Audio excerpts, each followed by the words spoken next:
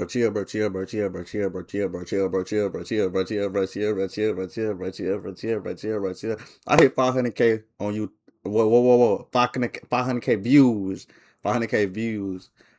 Jared, you take something bad about bro chill again, you might get banned again. You want YouTube to see you get banned? Okay, get off our dick, please. Wait. What you mean? Wait, bro. I just told you get all that out your system. Wait, I need to put the meaning. The meaning to what?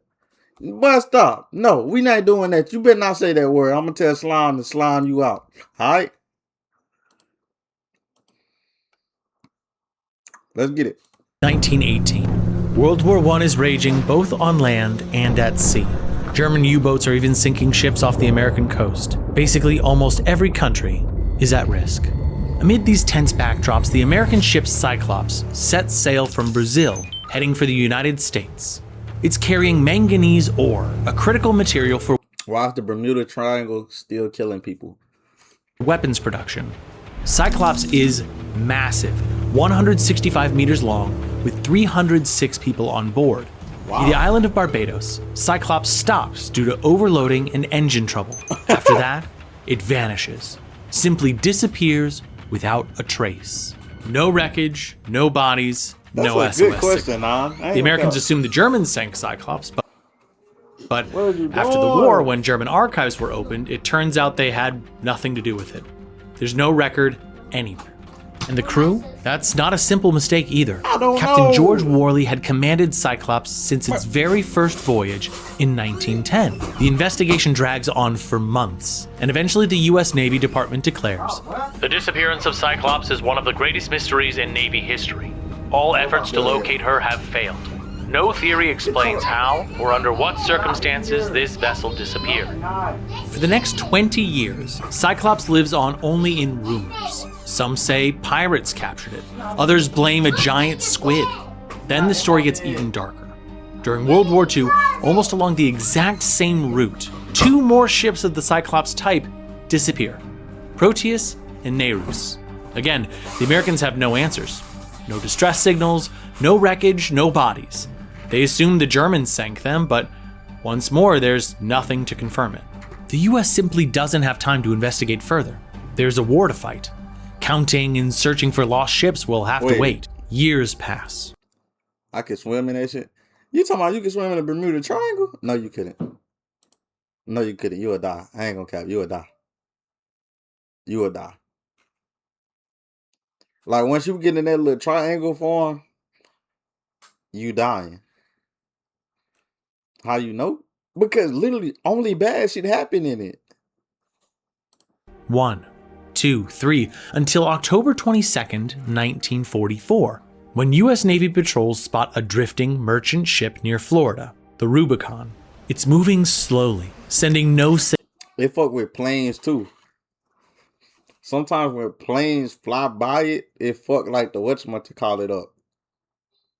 Just get a float. Nah, you think so? If you in a pool and you swimming with a floaty, that water is like level. Like that's the amount of water that covers that pool, nigga. An ocean covers the whole fucking world. So if a big ass wave come on you, you think your floaty finna float you up? No, nigga, you going underneath that water. You know that, right? But hey, man, you want to wear a floaty, go swim, you carry your black ass out there and go die, all right? Signals. Nah, Patrol don't be boats sarcastic, board the nigga. We ship being and serious, find nigga. a dog, wagging its tail with no humans aboard. Personal belongings are scattered in the cabins. Another year goes by, technical. and then comes perhaps the most mysterious disappearance of all, Flight 19. In December 1945, 5 Avenger torpedo bombers take off from Fort Lauderdale Naval Base in Florida. It's just a routine training flight. First east over the ocean, then a turn north, back to base. Small triangle, then home. The flight is led by seasoned pilot Charles Taylor. At first, everything is smooth. The pilots practice their maneuvers and prepare to return. But suddenly, Taylor reports a compass problem. "We cannot be sure of any direction. Everything is wrong. Strange. The ocean doesn't look right." The last transmission reaches the base at 6:04 p.m. And after that, silence. They dispatch 2 Mariner-class seaplanes to search for the bombers. One of them, carrying 13 people, also disappears. In a single day, the US loses 6 aircraft and 27 servicemen. Still, no bodies, no wreckage. So, what really happened? It appears the Americans flew straight into the Bermuda Triangle, a mysterious zone said to harbor sea monsters and even flying saucers. Here's the twist. At the time, no one called it a triangle. Up until the late 1940s, each disappearance was seen as an isolated incident. Only later did people notice a suspicious pattern start to emerge. The first article about strange wonders near the Bermuda Islands appeared on September 17, 1950. It comes with a map attempting to link the disappearances, though no modern triangle exists. On some real shit. I don't know, and I would lean towards yes because like we don't know. Your sister is not in here, bro. Yes, she is. I'm about to kill myself, bro.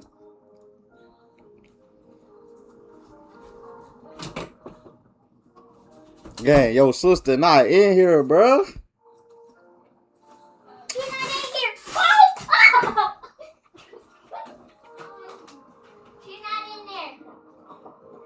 She's not in there. Bro, where the fuck is my bill? Where the fuck is my bill, bro?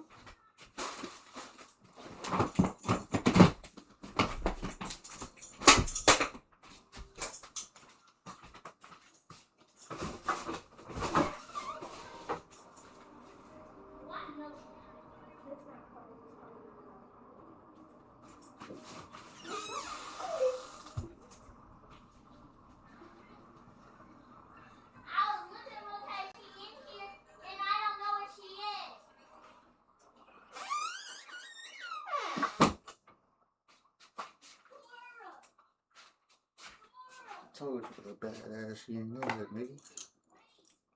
I ain't having kids, bro. I'm getting vasectomy. I don't blame Platboy Max. I'll do the same shit. Alright. Alright. I think mermaid is real just because like we don't know, bro. We don't know what's in that ocean. It's probably a fine ass mermaid out there. How would we know? But I will say, I think mermaids real, but I don't think like they how the movies portray them. Like I don't think like they just no pretty ass women. I think they demons. Yet. The outline is slowly forming. 2 years later, paranormal magazine Fate publishes its own story. It lists the latest disappearances near Bermuda, South Florida, and Puerto Rico, along with Flight 19 and ships carrying manganese ore. Then comes a turning point. American writer Vincent Gaddis grabs a pencil and ruler and outlines the area with the most disappearances. In February 1964, he writes an article titled "The Deadly Bermuda Triangle," describing the terrifying events said to occur there. Gaddis later turns the idea into a book, but it doesn't gain huge popularity. Another 11 years pass, and in 1974, former military officer Charles Berlitz jumps in, publishing The Bermuda Triangle. This time, it explodes. 20 million copies sold, dozens of languages, and huge royalties. Why? Berlitz claims everything in the Bermuda Triangle disappears because of Atlantis, the legendary sunken continent. He believes it went down right in the triangle, creating special energy fields that interfere with compasses and radio signals. That's why ships and planes start disappearing one after another. Berlitz even includes disappearances that never occurred there or happened centuries earlier. Thanks to the book, The Bermuda Triangle goes viral. In 1978, Steven Spielberg releases Close Encounters of the Third Kind, featuring Flight 19 being abducted by aliens. A Bermuda Triangle board game even hits the market, along with countless documentaries, news segments, and even a Scooby-Doo episode. Be sure to drop a like if you liked that show as much as I did. As hype builds, more Bermuda Triangle stories emerge, From the 1960s to the 1980s, planes and ships supposedly vanish without a trace. The world starts to wonder, could there really be a massive black hole near America, sucking in people, metal, and even common sense?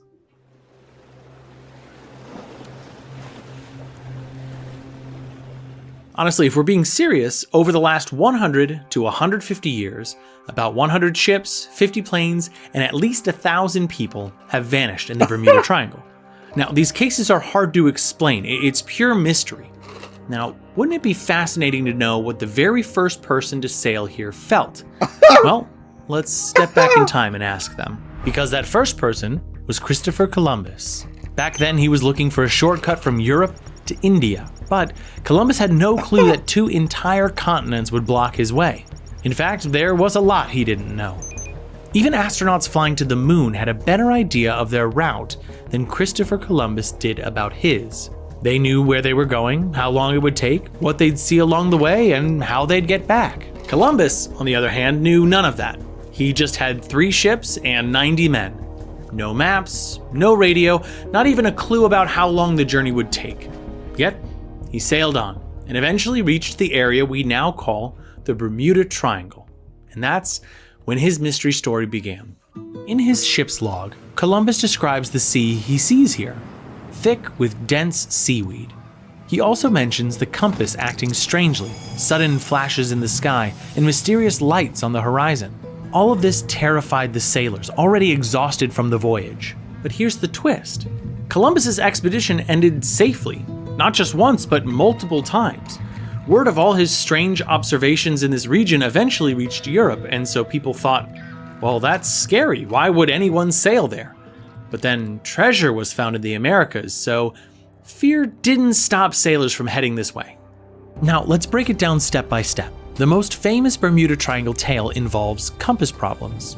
Columbus noticed that at one point, his compass needle stopped pointing to the North Star and shifted towards northwest. Interesting, he thought, and just kept sailing. But his superstitious crew freaked out. Columbus decided to explain it, saying maybe there's some other point in the world that the compass is pointing to. The sailors believed him, calmed down, and the journey continued. Basically, Columbus made it up, but he ended up being right. The compass needle doesn't point to the North Pole. Not even the North Star, as people once thought. It actually points to the North Magnetic Pole, which today is roughly here. And it's always on the move. Back in Columbus's time, it was somewhere around Canada. In fact, there are almost no places on Earth where a compass points perfectly north. Everywhere has some level of deviation, sometimes a huge one. But modern sailors, pilots, and tourists know how to handle it, making all these mysterious compass problem stories pretty funny. As for that sudden flash in the sky, it was most likely just a meteor. Sailors all over the world had seen them at different times. Now, about those mysterious glows, Columbus's crew was desperate to see signs of land. Maybe a fisherman waving a torch or a signal fire along the coast. They were exhausted and starting to lose hope of ever finding land. So it's easy to see how they might have imagined a light on the horizon or even mistaking a mirage for one. Yet this area kept spooking them, and for good reason. The region Columbus sailed later became known as the Sargasso Sea.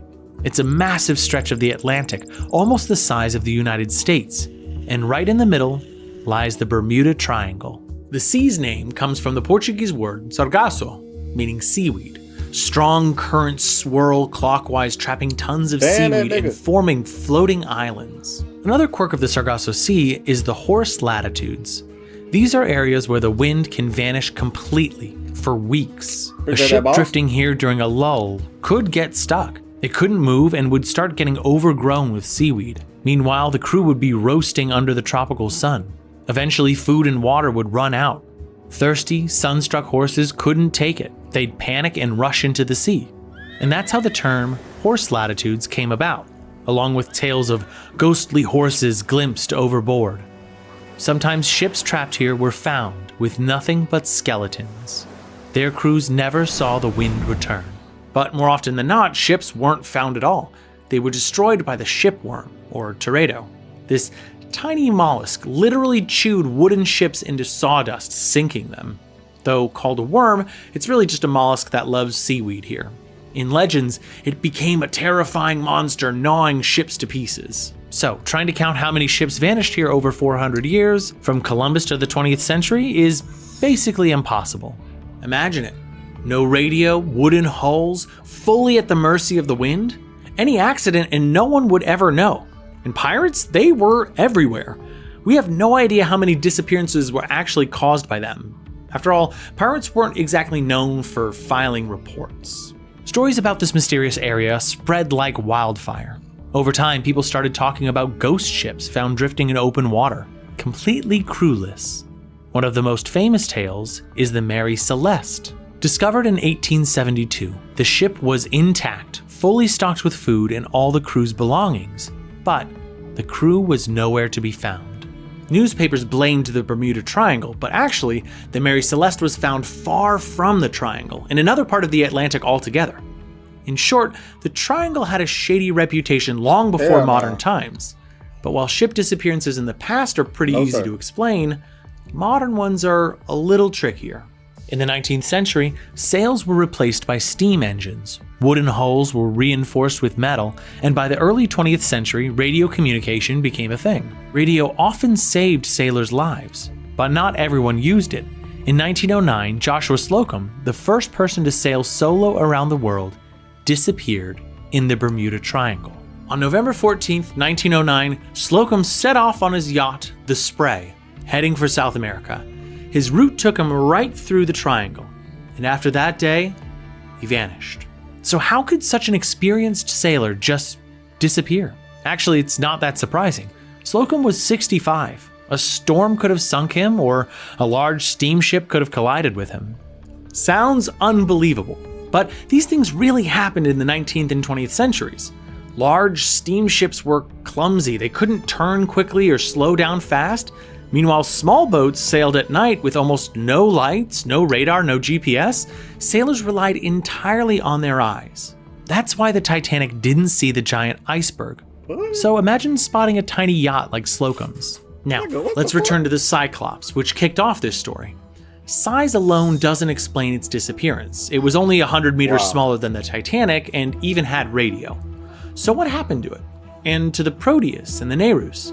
Clearly they sank, but the big question is, nigga, is we talking about that or the Bermuda Triangle? Nigga, you talking about a different triangle. Yo, fuck that box, worry about the ship.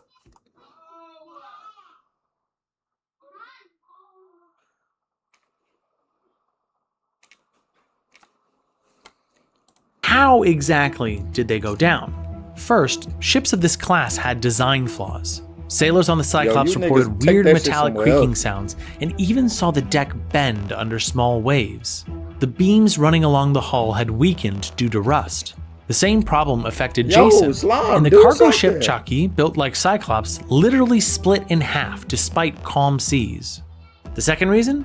Manganese ore cargo. It was denser than the coal the Cyclops was designed to carry. That means a ton of ore takes up less space than a ton of coal. This left extra room on the ship, meaning that the ore was able to shift from side to side. On top of that, the Cyclops could carry a maximum of 8,000 tons, but on its final voyage, it was loaded with a whopping 11,000 tons. To make things worse, one of the engines broke down along the way. Still, the crew pressed on. The ore was critical for the war effort. And finally, there was a nasty storm in the area at the time. Most likely, the storm caused the ore to suddenly shift to one side. The ship tilted, water rushed in, and it either capsized or split in half and sank. It happened so fast that the crew didn't even have time to send an SOS. The Proteus and the Nereus were also carrying manganese ore and ran into the same problems as the Cyclops. The only ship in this series that didn't sink on its own was the Jupiter, and that's only because it had been converted into the first US aircraft carrier, and later sunk by the Japanese during World War II. Okay, what about the Rubicon, where only a dog was found on board? All we know about this case is from the New York Times.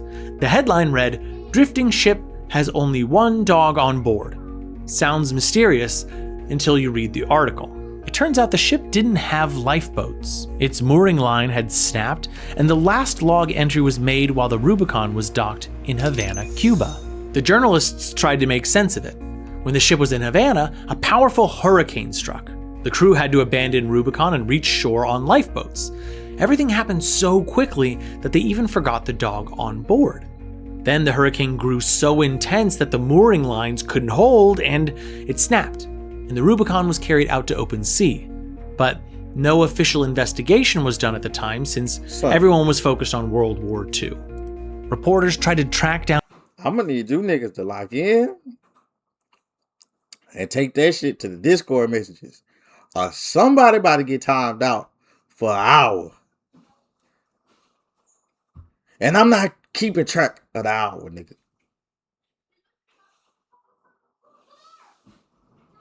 Okay? On Rubicon's crew, but they came up empty-handed. Maybe the sailors just didn't want to talk. There's even a theory that the ship was carrying contraband, and the crew might have vanished on purpose. Nigga. After the war, when the communists took power in Cuba, any investigation became nearly impossible. And so, the story remained a forgotten mystery until Bermuda Triangle fans brought it back into discussion. Now, onto the most famous case. What about Flight 19? How did 5 planes vanish without a trace? And then a 6th plane disappeared in exactly the same way. Since then, the Flight 19 story has become wrapped in chilling details. Supposedly, in their final moments, the pilots said something like, "We're entering white water, don't come after us. They look like they're from space." But official reports and radio transcripts tell a different story. The only pilot with real experience in these flights was the group commander, Lieutenant Taylor. The rest were trainees. And the weather wasn't on their side that day. Strong winds and heavy rain. Lieutenant Taylor's compass was malfunctioning. And because he was the commander, everyone followed his orders. Soon enough, the planes got lost and Taylor reported their position to the base. The trainees repeatedly suggested turning west towards Florida. The base told Taylor the same thing, but he kept to his plan. Then, he sent the last message. "All aircraft stay close. If we don't see land soon, we'll have to make an emergency landing in the water. When anyone drops below 10 gallons, we all descend together. Okay?" As you can see, there's no mention of any white water or aliens. Right after the planes vanished, an official investigation began. The crash was blamed on Lieutenant Taylor, who was reportedly in a mentally unstable state. He got confused about his position and made several geographic mistakes. We watched the video cadets about trusted this him and followed his lead until the very end. We watched the video They flew about over this the one, I ocean think. until their fuel ran out, and then they ended up in the water.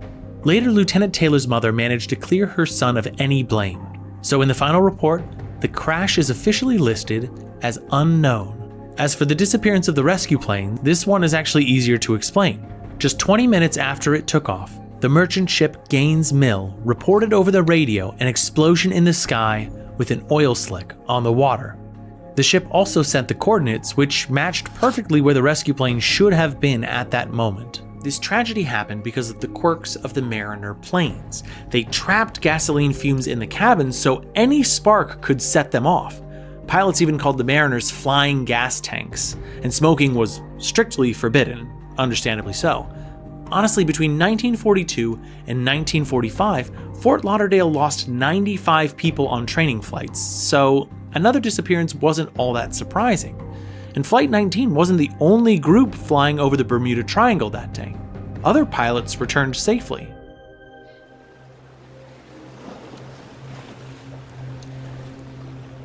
The ocean. It's a pretty scary place. And honestly, we have no idea just how scary. Especially if you go all the way down to the very bottom. So, To give you some perspective, I got a question. Y'all probably don't know. But nigga, is the very, very bottom of the ocean cold or hot? Because I was just thinking, I was like, okay, so the ocean cover like what? Most of the world, right? Extremely cold. Okay. So let's just say what's under the ocean?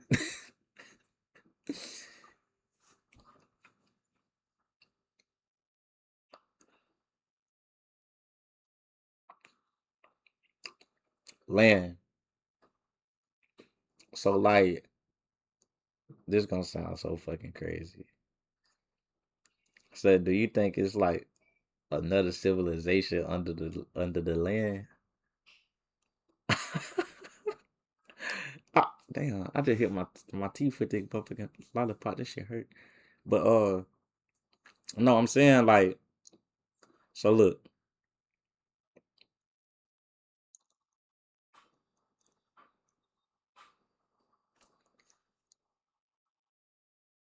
never mind. Cause what I often ask don't make sense. Never mind. Basically, what you said at the beach, just saying. Humans have launched more successful missions into space than we've managed on the ocean floor. Even if you were lucky enough to get here safely in a deep-sea submersible, you still wouldn't see much. Maybe 10 meters ahead, maybe 20. That's it. This is why hunting for shipwrecks on the ocean floor is so expensive and tricky. Take the Titanic, for example. It was only found 73 years after it sank. Why the long wait? Simply put, the technology just wasn't ready yet, even though people had a pretty good idea where it was all along. The Titanic rests at 3,800 meters down. Too much water pressure. Meanwhile, the average depth of the Bermuda Triangle is 5,000 meters.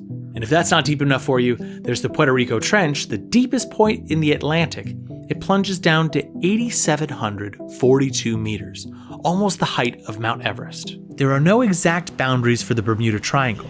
Every author draws it differently, so its size ranges from 1 to almost 4 million square kilometers.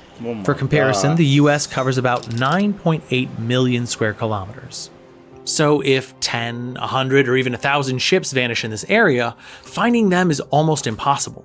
And to make things trickier, the Gulf Stream flows right through here, a strong current up to 90 kilometers wide. It runs right under the areas where ships and planes often disappear. The Gulf Stream can just scoop up a wreck and carry it far, far away. Luckily, in the shallower parts of the Bermuda Triangle, things are a bit better. Over the past 40 years, some lost ships and a few Avenger-class planes have been found, but their serial numbers didn't match Flight 19. And yes, that was a bit of a disappointment to the hardcore fans. Of course, not everyone believed in the Bermuda Triangle or trusted Berlitz's book. Then, in 1975, a man appeared who actually did real research on the topic, Lawrence Couchet, a librarian at Arizona State University, and an amateur pilot. He got interested when he noticed how many students kept coming to the library to read about the Bermuda Triangle. Couchet spent 2 years digging through materials and studying the subject. Then he published a book, The Bermuda Triangle Mystery Solved. In it, he explains the gaps between Berlitz's wild claims and the real facts. He proved that many of the cases Berlitz cited either never happened or happened far away from the triangle. Couchet wrote, "Trust in Berlitz is so low, it's basically non-existent. If Berlitz said a ship was red, the chances are almost 100% it was actually a different color." In his work, Lawrence Couchet went really deep, diving into original US Navy reports, personally interviewing military personnel stationed in Fort Lauderdale, and even flying the same routes taken by the missing planes. And in the end, he confirmed that the commander of Flight 19, Lieutenant Taylor, truly got lost. The Avenger-class planes were heavy and sank quickly. Plus, the base didn't even have the coordinates to search for them, so the planes were basically doomed. So, what else catches your eye here? The disappearance statistics. Turns out they're a bit exaggerated, often by accident. Sometimes ships were reported missing and then, bam, they'd return to port. But nobody bothered to remove them from the missing stats. By the way, Couchet got curious. How many ships and planes disappear outside the Bermuda Triangle? He checked, and it was about the same. Sometimes Berlitz would claim a ship vanished on a clear day, but later it turns out there had been a storm that day. And generally, the Bermuda Triangle sits along Hurricane Alley, a zone in the Atlantic where most storms are born. So there's really nothing mystical going on here. Couchet verified a lot of this, but scientists weren't fully satisfied and kept hunting for other explanations, like magnetic anomalies or methane bubbles rising from the ocean floor, which could sink ships. For a long time, the latter was considered almost the main theory. How would this theory explain disappearances? Through underwater landslides, huge volumes of methane suddenly erupt from the ocean floor, sending millions of bubbles to the surface. The water's density would drop and it could no longer support a ship, so it sank. This theory also explained planes. If an aircraft flew through a massive methane cloud, its instruments could give false readings. The pilot might think they were gaining altitude, but in reality they were dropping, eventually crashing into the water. The problem? This idea had some weak points. Methane deposits aren't just in the Bermuda Triangle. They exist worldwide. Also, the US Geological Survey checked it and found that the last major methane release in this region happened 15,000 years ago. So, this version was discarded. Today, scientists are looking at a newer theory, killer waves, or rogue waves. Massive, isolated waves over 30 meters high. Back in 1861, on Eagle Island, a 26-meter lighthouse collapsed for unknown reasons. Scientists guessed a giant wave might have caused it. But to topple a lighthouse, the wave would have had to clear a 40-meter cliff. People thought that wasn't possible. Yet in 1900, near another lighthouse on the Flannan Islands, 3 keepers disappeared after a storm. Rescuers found wave-damaged crates sitting 33 meters above sea level. Sailors returning from voyages also reported massive waves, but nobody believed them. How do you measure a wave with your eyes? Maybe they just imagined it. Plus, rogue waves didn't fit any mathematical models. Oceanographers thought the maximum wave height was 20 meters. Everything changed on January 1st, 1995, when a 26-meter wave was recorded near the Draupner oil platforms off Norway. Rogue waves are different from tsunamis caused by underwater earthquakes. See, tsunamis can be predicted, gain height near the shore, and rarely threaten sailors out in the open ocean. Rogue waves, however, appear out of nowhere, often even in calm, sunny weather. And most importantly, we still don't fully understand why. In 2000, the European Space Agency launched the Max Wave Project to study them. Satellites monitored the ocean and spotted 10 waves taller than 25 meters over just 3 weeks. So it's very likely that some of the ships that vanished in the Bermuda Triangle were victims to these killer waves.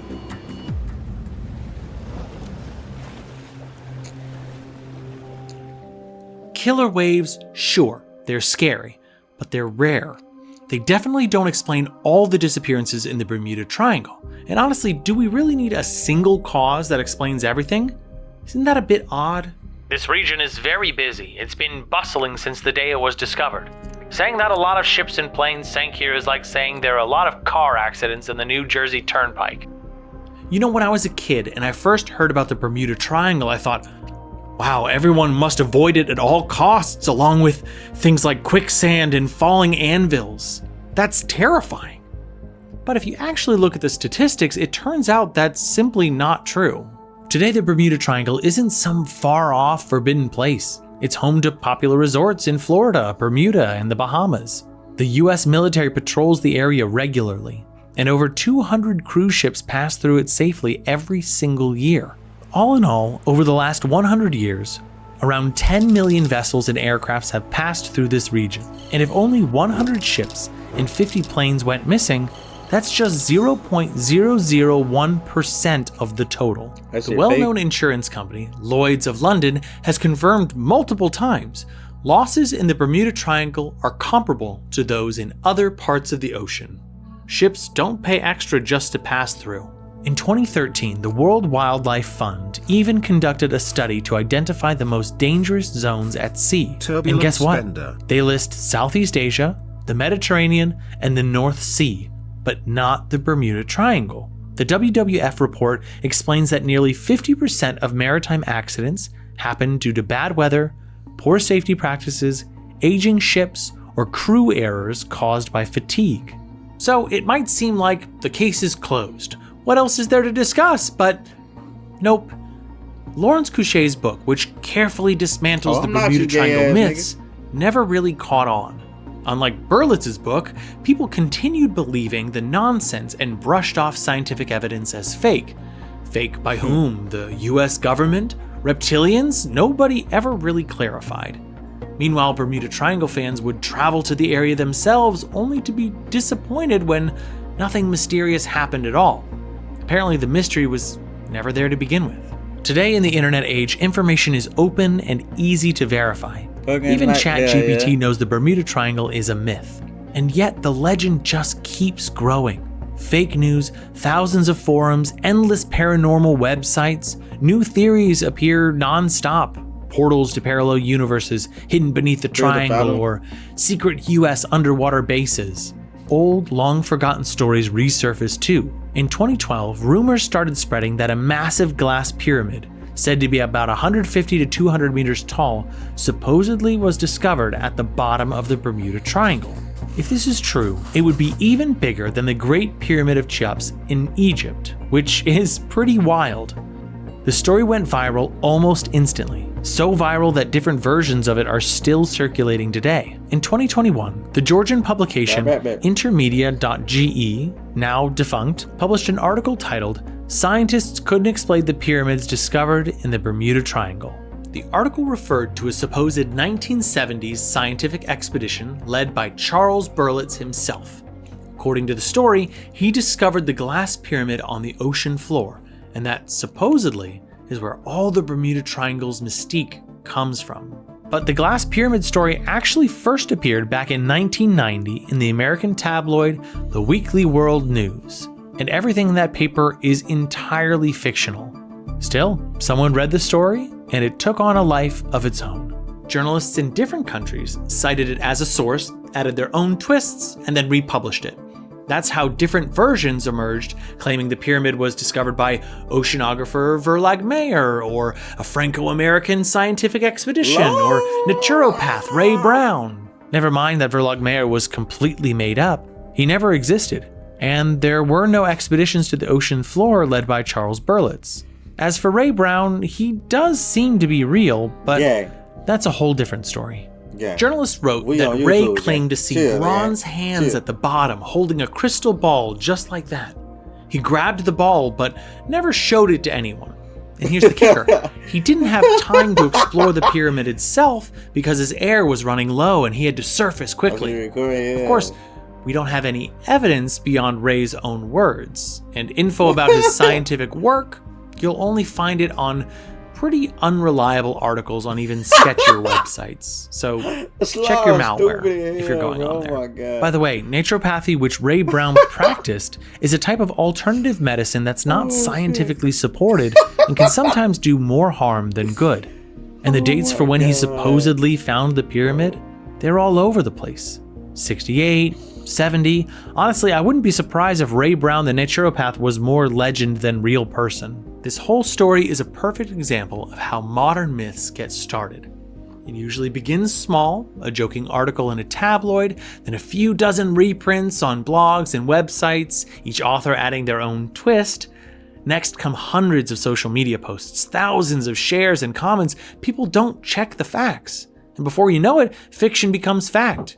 As the saying goes, if you call a person a pig long enough, eventually they'll start to oink. So why in today's world do so many people still believe in conspiracy theories? Believe it or not, this is actually more of a philosophical question. A 2017 study published in Motivation and Emotion called "We Are Not Alone" found that belief in UFOs and the paranormal is linked to a person's need for meaning in life. In other words, people who feel a lack of purpose are more likely to believe in supernatural explanations. Today, with science on the rise, religious explanations for natural events have taken a back seat. We can believe in God, but we no longer think a storm is God's punishment or that a meteor is an angel falling from heaven. Still, religious thinking doesn't just vanish. People want to believe in miracles because, surprisingly, miracles give us comfort. Psychologists call this the illusion of control. It's easier to believe ships and planes vanish due to supernatural force because without it, life feels a lot scarier. Picture this, you're living your life and suddenly something goes wrong because of human error, a random coincidence, or a giant wave. Science removes these comforting illusions that make us think the world revolves around us. This illusion has been with humans for thousands of years, so it's not easy to let go. Now, some of you might be asking, why did I make a video about the Bermuda Triangle on a History Channel? Some people will say it's clickbait, that I just want views, and maybe there's some truth in that. But here's the point. Historical myths are different from conspiracy myths. The history of the Bermuda Triangle can actually teach us something about the world. A fake story? That's dangerous. Aryan race, Russian world, American exceptionalism, the eternal Japanese empire, Mao Zedong's great leap forward, and Stalin's enemy of the people. These are just some of the most infamous manipulations of history, and millions of people suffered or died because of them. So always think, doubt, ask questions, and double check information. Check my work too. We're all human. We make mistakes, and I rely on you guys to point them out in the comments. I'm sure I've made a couple along the way, and that's how we grow and keep accountable. So I appreciate all you guys chiming in and helping out. Thanks to everyone who supports us financially, subscribing to our Patreon, subscribing to this channel, liking, commenting. Really helps grow the channel. So thank you guys for sticking through to the end of the video. I don't know what to believe no more, nigga. I'm fucked.